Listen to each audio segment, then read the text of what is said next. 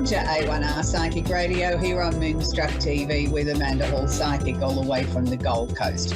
It's been a very, very interesting week around the world. I mean, we're still seeing the aftermath of that terrible earthquake in Tufla and Syria, and your heart just goes out to those families that have lost loved ones, that are still searching for their loved ones, their family, their friends. You just can't begin to imagine the tragedy and what they're going to be facing, not just now, but for many, many years to come as they try and rebuild their communities and rebuild their lives.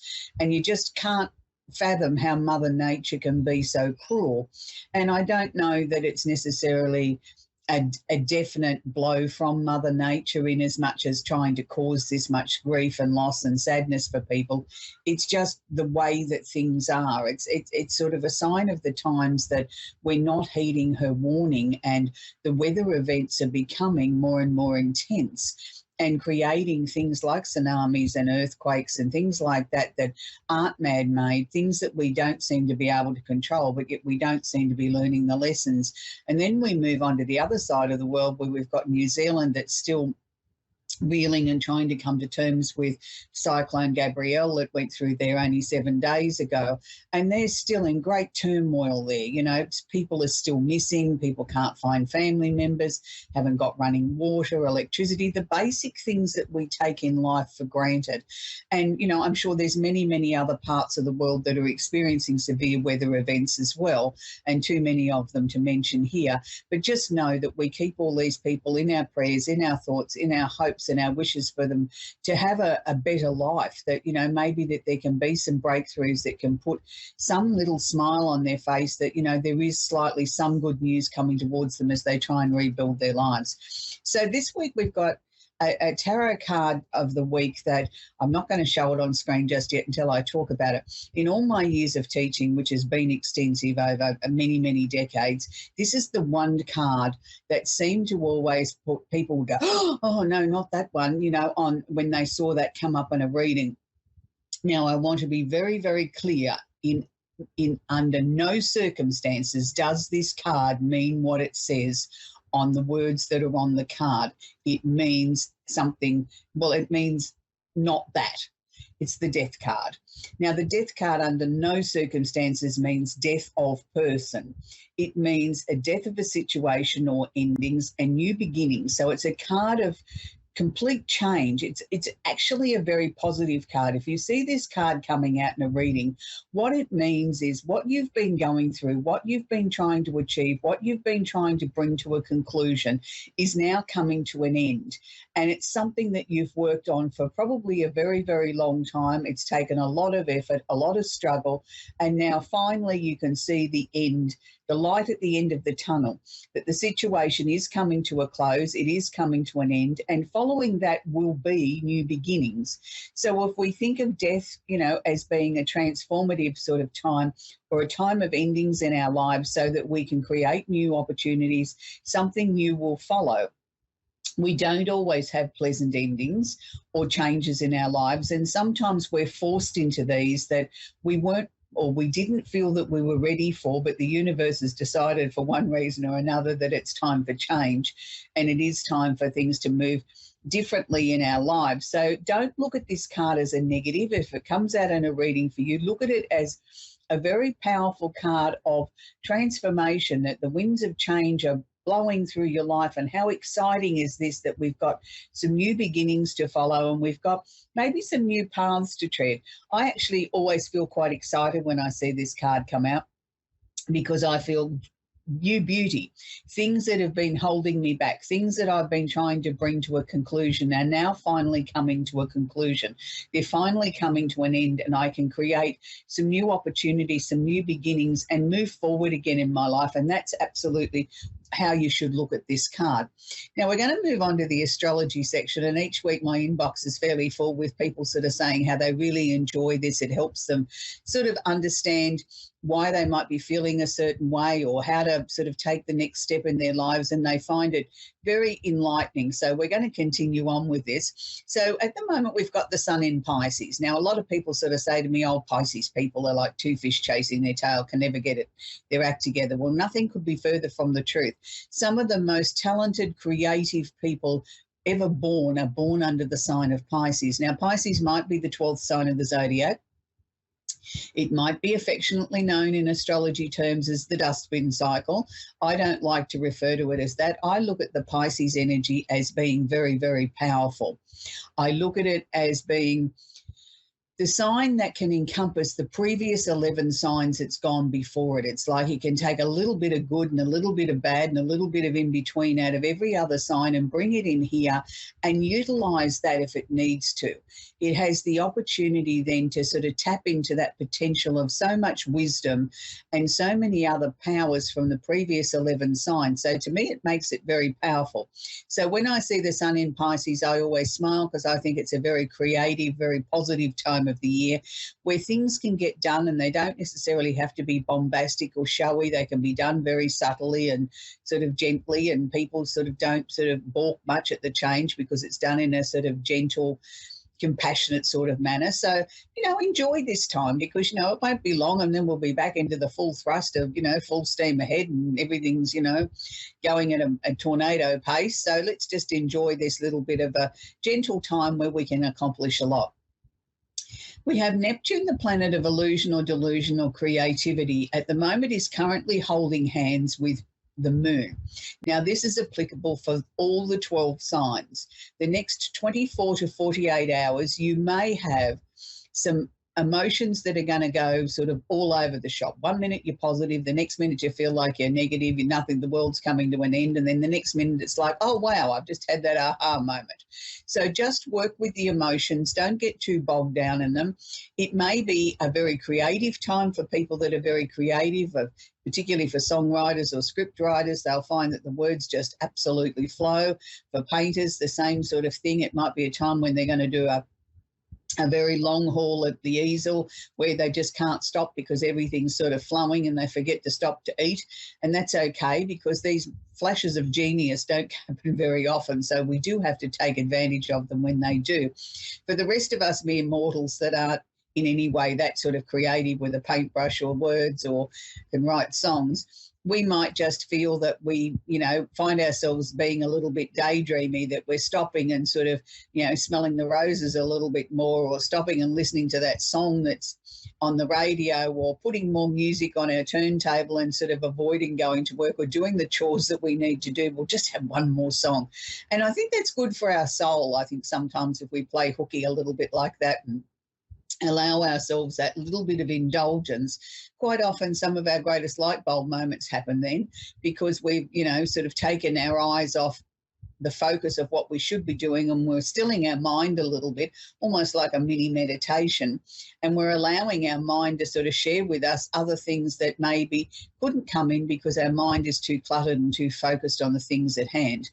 We have Venus has just entered the sign of Aries. Now, Venus is the planet of love and affection, and I often hear people say, oh, I'm looking for romance, I'm looking for love, I don't know where to look for it. I think the secret there is stop looking. Allow love to find you. I think sometimes we make it sort of like a major marathon that we've got to go out there and find a partner and do this and do that, and we've all got to be married or in a relationship or have a connection or whatever. Instead of just letting nature take its course and allowing love to find us, we sort of make it like a life mission. So with Venus in Aries, what this means for all the 12 signs is if you are seeking love, yes, it's not a bad time to be sort of, keeping your eyes and your ears open and opening your heart up to new love. But if somebody new was to walk into your life now, they might be very independent. They might seem to be sort of almost a little bit standoffish, not really wanting a relationship, saying, yes, I'm happy to go out with you, I'm happy to sort of spend time with you, but don't think past that point because I'm certainly not ready to settle down. I'm certainly not ready for a relationship. And, I can hear you sort of saying to yourself, oh, well, what's the point? Why would I bother? I'm really attracted to you. Why would I do that and break my heart?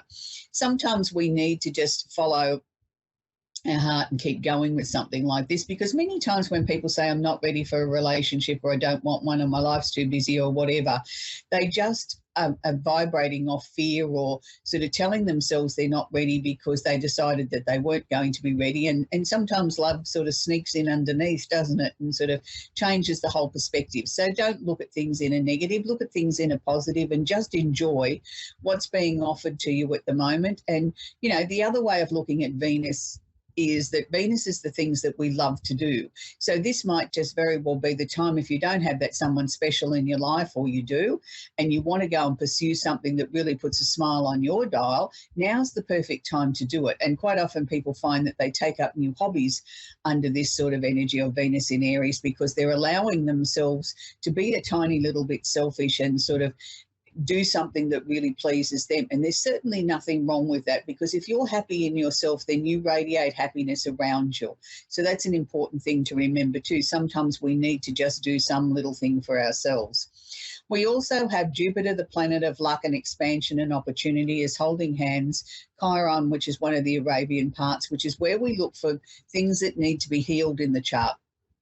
Now, this is specifically for Aries, and it's something that they've been working on for some time. Many Aries are making changes in their lives. Some people are looking to go in a new direction. They're certainly looking to heal old wounds and things that have been holding them back, or emotional issues that they haven't had time previously to work through or deal with, or family situations. They're now finding that this is becoming an urgent priority. They can't seem to get anything else done because this keeps cropping up in their minds. And that's a good thing. It also flows on to the other two fire signs, Leo and Sagittarius, not quite to the same degree, but it's asking them to just sort of have a little check around to make sure that everything in their emotional life has been sort of sorted through. There's nothing there that's causing them any physical restriction, or causing them aches and pains or ailments or illnesses. Sometimes illnesses are just the fact that we have blocked emotions in our body, and it's our body's way of saying, hey, hang on a minute, you haven't dealt with this yet. So look at it on a very holistic approach. Don't just look at one size fits all, because there is no one size that fits all. And I'm certainly not an advocate of not going to see a medical practitioner if you are not feeling well, or you have a lump or a pain or a whatever. Don't just sort of say, oh, that's a blockage. On an emotional level, you should always seek medical advice as well. That's, you know, the holistic approach is the whole approach, not just one side of the spectrum. We need to look at it in the whole, and that means medical attention as well as dealing with our emotions. We have Mercury, the planet of communication, is sitting in Aquarius at the moment. Now, Mercury in Aquarius to me always gives me the feeling of the fact that we can have some breakthrough moments. We can have some of those light bulb moments. We can have some different ways of looking at things, new thinking, new ways to approach things, maybe new ways to communicate. Maybe we found the right golden words to sort of unlock a really major problem. Now, why am I getting so excited about Mercury being in Aquarius here? Because of the aspect that it's making, which is called a trine, which is a nice aspect, and it's making a nice aspect to Mars in Gemini. Now, Mars is considered the planet of action. It's also considered the planet of war. And with it being in Gemini here, now Gemini is sort of dealing with local issues. It's asking us to be more flexible. It's asking us to think outside the square, to look at things in a much bigger picture. Now, you can call me a supreme optimist. You can call me somebody that is maybe looking at this in the wrong way. But when I first saw this aspect just prior to the show, when I was getting ready for the show, I saw this and I thought, oh, is this the breakthrough that we've been waiting for with Russia and Ukraine? And bearing in mind that we know that President Biden has just been to Ukraine for a surprise visit in the last 48 hours. And I know a lot of people saw that as a good sign, and then other people didn't see it as such a good sign. It depends on, I suppose, how you view things. And then the president of Russia has come out this morning with a completely different take on the whole situation, and is abandoning agreements that he had on nuclear things with the USA. Now, that might seem as a negative, but the thing is, we've got to look at everything in a whole. In the whole of what's going on at the moment, we are seeing some breakthroughs. We are seeing things being handled in a different way. We are seeing people thinking outside the square, approaching this situation very differently. I'm not going to say that I think Russia's right. I don't at all. I think that they're a big bad bully and should take their war tools and go home and leave the poor Ukraine people to get on with their lives and start to rebuild their lives. It threatens not just Ukraine, it threatens the rest of the world's peace. And nobody has a right to invade another country. We're supposed to be in a civilized stage of the world's evolution, and here we are behaving like toddlers in a sandpit. So, let's hope, fingers crossed, that out of this there might come some even bigger breakthroughs with what's going on astrologically at the moment. We can always live in hope.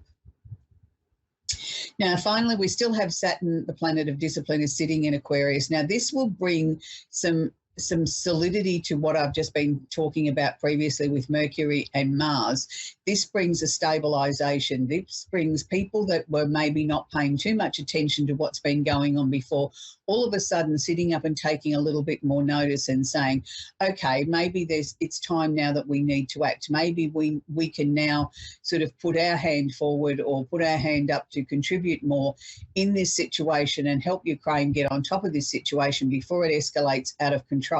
It's been 12 months.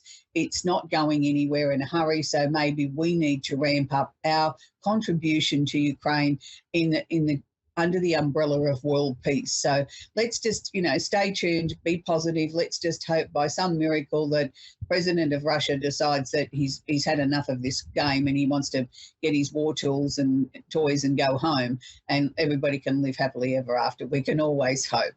So we're going to move on now in the show, and we're going to take our first call, which is Valentina in Fairfax in Virginia. Are you there, Valentina? Hi, yes, I'm here. What a beautiful name. Thank you. Do you have a question I can answer for you, sweetie? Sure. My question is, I'm struggling a little bit about finding my purpose in life or choosing a career path.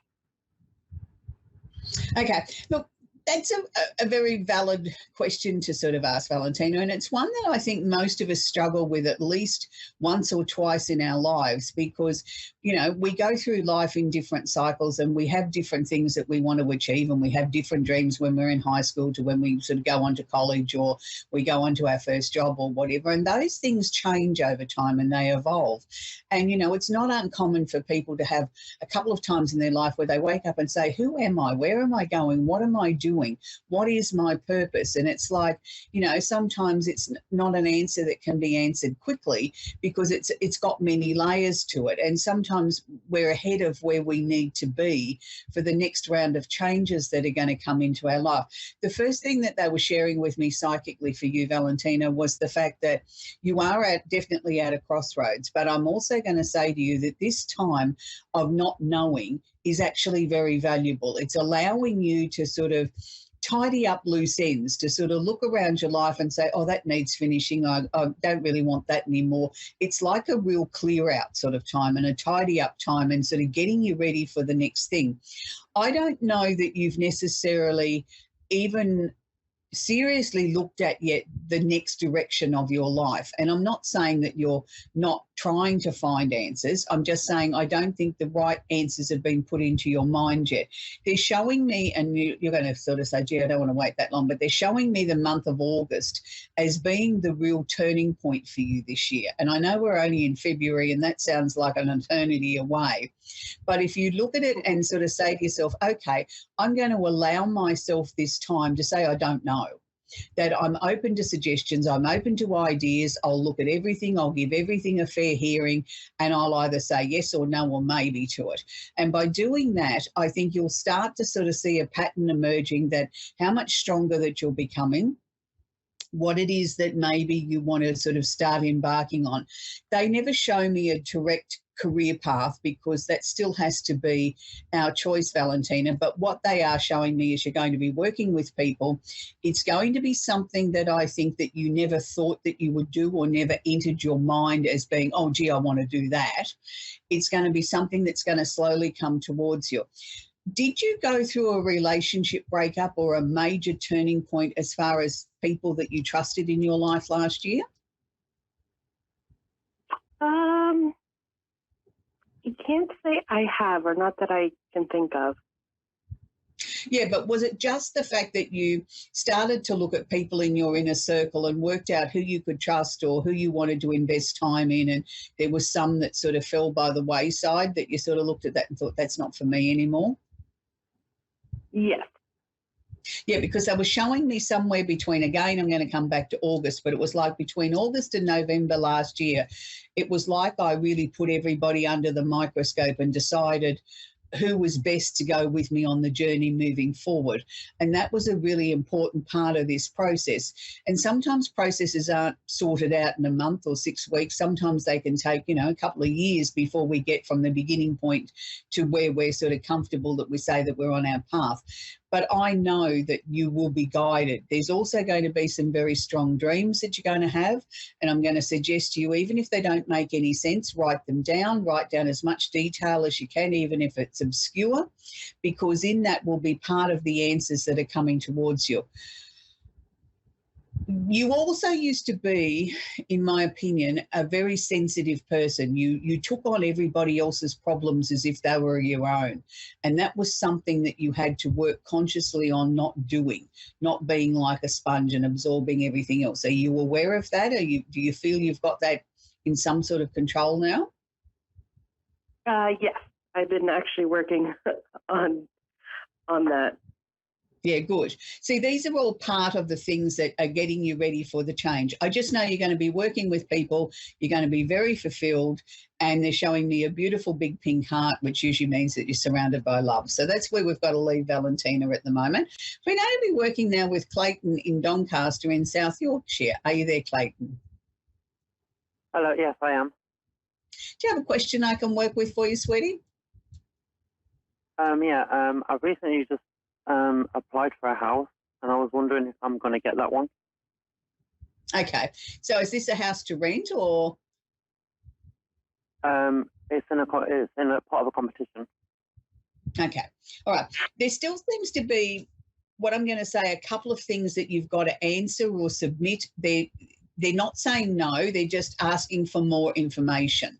And it's like once that information is sort of sent in or handed in or, your phone in or whatever way that you place this communication, then I think it's only about 3 or 4 days after that that you get the answer that it's definitely yes. Would there be a slight delay with you being approved for this and being able to move in? Would there be a couple of week gap between the answer and you actually physically moving in, Clayton? Not that I'm aware of, no. Well, that's what they were showing me. It was sort of like if, they approved it, say, this Friday, it was still 2 weeks before you sort of actually moved in. So I wondered whether or not there was a reason for that or whether it's just you won't be physically ready to move in straight away. All right, yeah, the competition hasn't ended yet. Oh, okay. All right. So it's a competition. Interesting. Oh, well, that's probably why you've got more submissions to make then. Is that how that works? Yeah. Okay. So with this, will there be other changes in your life surrounding this? Will there be a change of job or change of friendships with this as well? Yeah, it'd be a totally brand new area. Right. Okay. Because I was seeing sort of, like total changes coming up around you, like change of job, change of friends, change of everything that seemed familiar to you. Well, that makes sense with it. This has been something that I felt you struggled with before you entered it. You weren't sure whether or not this was for you. Yeah. Yeah, well, that's good because it means you didn't go into it blindly. You looked at it from every angle. So I don't see that as being a negative. It's interesting because I feel a lot of your family and friends around you sort of looked at you as if you were crazy going on this journey. Yeah, for me, I'm very spiritual myself, and a lot of people I know are not really. They're kind of skeptical. Yeah, but that's okay. That's their opinion. But, they're not living your life. So, you've followed your heart. You've done what felt right for you. And win, lose or draw, it's still the right thing to have gone in this competition, you know, because it was right for you. You didn't go into it blindly. You gave it a lot of thought. You looked at it from every angle and you kept coming back to, this is the right thing for me to do. So I can't see it as being wrong in any way. It's just everybody has a different opinion. And I mean, you know, what they think's right for you necessarily isn't right for you. They're not walking in your shoes, living your life. They keep showing me sadness over something that I lost. Now, was that a relationship or was it a death? I'm talking about 18 months ago here, Clayton. Yeah. Was there something? It was probably a friendship that meant a lot to me. Right, because to me it was like I'm still not quite over that yet. You know what I mean? There's still days there where I struggle with it, and that's okay. Yeah. I don't know that you've got all the answers to that. I want to sort of say, how can I put this? You were too kind, even at the end, at the amount of blame that you took for this friendship coming to an end. You took more than what was your share. Does that make sense to you? Yeah.